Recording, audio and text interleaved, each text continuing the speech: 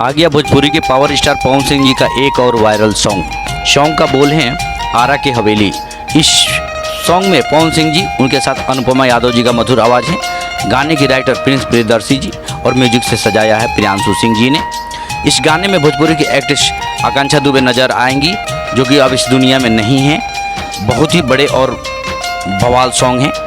यह song PRA film से release किया जाएगा। इसका पोस्टर अभी आ चुका है। गाना कमिंग सून में है। इसका डेट अभी निश्चित नहीं है। हो सकता है कल इसका टीजर आए और उसके बाद परसों को गाना भी आ सकता है। पवन सिंह जी के जितने भी फैंस हैं रहें तैयार। PRA फिल्म पर जाना है, गाने को ढेर सारा दुलार प्यार देना है। पवन सिंह जी का इस चैनल से बहुत सारा गाना आया है। नजरिया न लागे, नज़र मिलाओ बबुआन से बहुत सारे गाने आए हैं जो कि मिलियन में हैं।